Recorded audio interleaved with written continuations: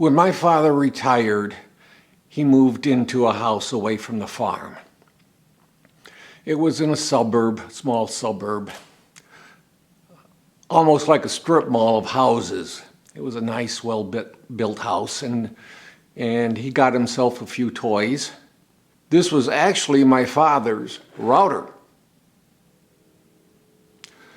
When it was time to clear the house out and get rid of things, because my mother had moved into a retirement home and my father had passed away, it was one of the things that I got a hold of. It's a 1 horsepower Sears Craftsman 1/4 inch router. And it is a brute. Got a good solid handle so you can control it. I've used it a couple of 3 times, not often. Most times I would use the shaper that I got from Grizzly. And I'm not going to pull it out, but I happened to go to Habitat for Humanity and found the same thing. And so I picked it up for $25. So I have 2 of these 1/4 inch Craftsman 1 horsepower routers. But they are a little bulky to do a little trim work with, wouldn't you say? Good little routers, no doubt about it, but I got this instead. Actually, to tell you, Mrs. Old Farmer stopped off because she knew I wanted it, and she happened to be by Harbor Freight, and she picked it up. And it's 1 1/4 horsepower, and it's a heck of a lot smaller. So let's tear into this box and see what we get. Variable speed control to match the speed to the application. Rack and pinion fine depth adjustment up to 1.5 inches. Heavy duty aluminum housing provides superior protection and durability. Round aluminum base with rubberized textured grip for maximum comfort and accuracy. No mar flat top. The router sits upside down, so it's easy to change. And it has a 1 1/4 horsepower motor, as I had mentioned, and it weighs just under 4 pounds. So let's get, and it's a 1/4 inch collet.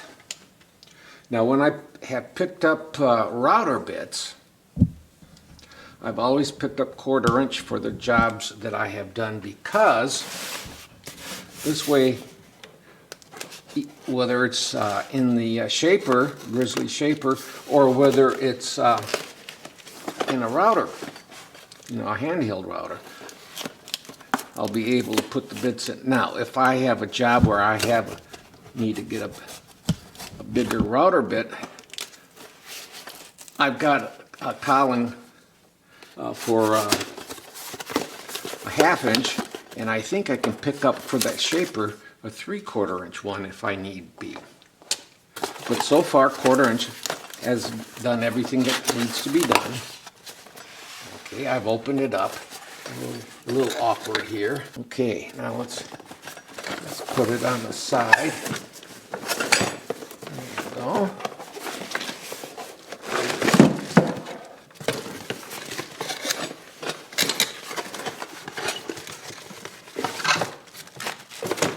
There's the manual.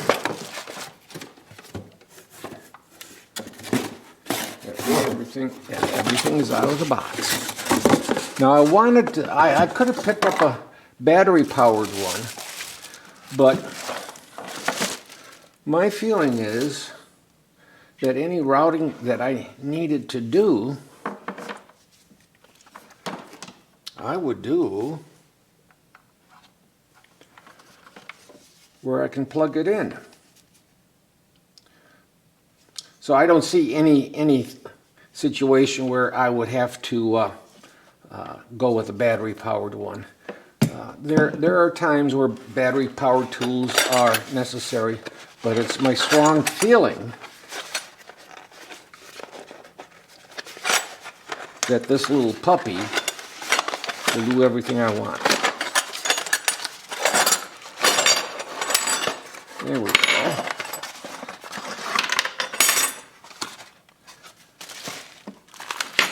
So this is what we have. We have 2 wrenches, a knob, and we'll figure out what that's for in a bit. And it's got an edge guide, so you could go along the edge of something. I found out this knob is part of the side gauge that you could use for doing routing on an edge. I've opened it up, and there is a pushy button that you can push. Let's see if I can get it there. That will lock this down, so all you need is 1 wrench to loosen this up.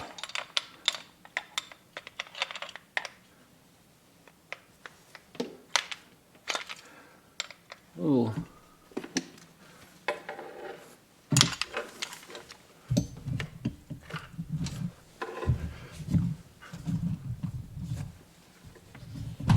There we go.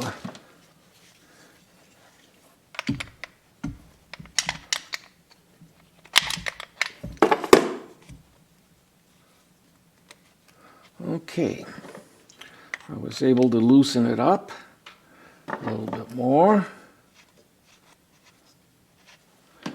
The cowling's already in there. Now this is a 1/4 inch, and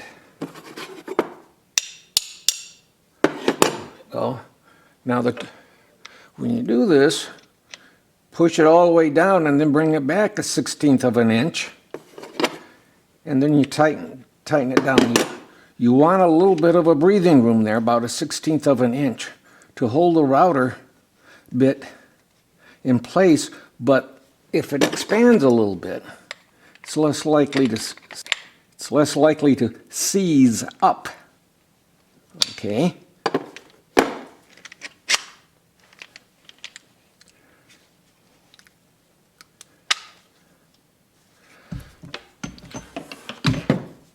I'm going to get me a little piece of pine here and give it a try.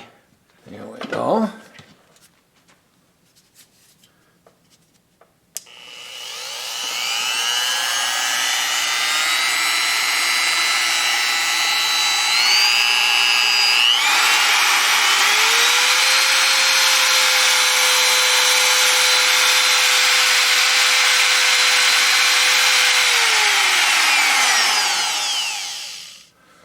Okay, now I'm not going to try the side bracket that I could put on this to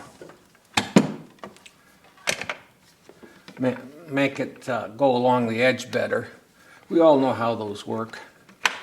So I'm only going to do a little bit of this. I'll come back later on and actually do a project with it and let you know how it works in a project. But this is just kind of an unboxing and trying it out.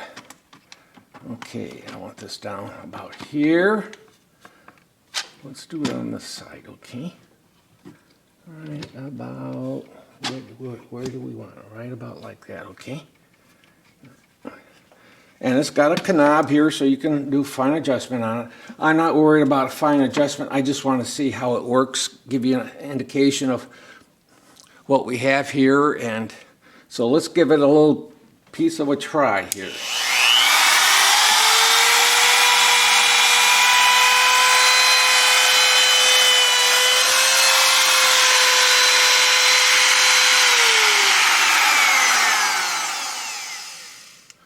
I would say it has plenty of power to do some of the smaller router bits.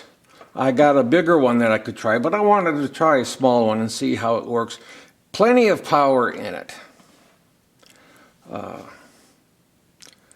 It's a heck of a lot lighter than the Craftsman that I have. And it will not replace the shaper that I have from Grizzly. There's a little saying that big pieces, you bring the tools to the piece. Small pieces, you take it to the piece of equipment. Prime example would be a sheet of plywood, 4x8. Best if you take a circular saw to it. In other words, take the tool to the saw. Or if you have let's say a 2x4, or in this case, a 2x6, you would take that to the table saw and take care of it that way. So for the small projects where you want to just do a little bit of a trim job on it, I think this little puppy's going to do a good job. I'm very pleased with the way it works. And most times I would probably just have it running on the highest setting. And I think most people would feel the same way too, that just strictly the highest setting on it and leave it there. You really don't need the slower settings because the speed of what this runs at, and we can see what it is. I'll put it up on this. 10,000 to 30,000 RPMs that it runs. So it might be a little fast for some of the bigger router bits, but in that case, I would switch over and use the shaper for that. So that's what we have. It's a good price for a good tool.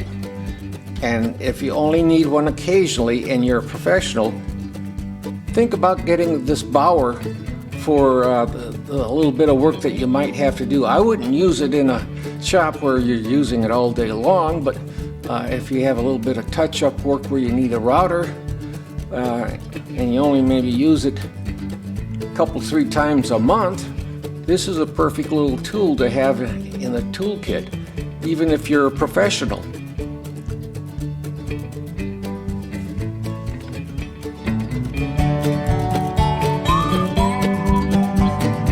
Before we go, it's important to quickly mention for all who are visiting to subscribe, ring the bell, leave a comment, and share with friends and family. Now for the most important part, thank you to those who have subscribed. Thank you. And yes, thank you to those who are visiting. We value you too. We're trying to reach 1,000 subscribers so that we may receive a pittance from YouTube to cover expenses.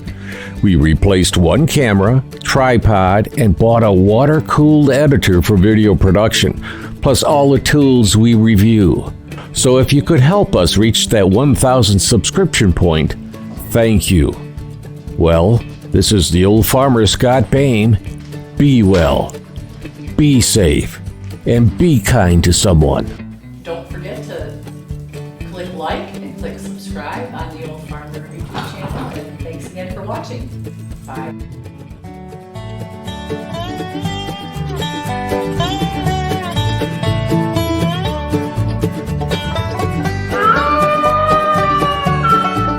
The VFW National Home for Children, providing families of veterans and active duty military opportunities for growth and development in a nurturing community. Please consider a donation to help their children and families. I.C. Rhodes speaking.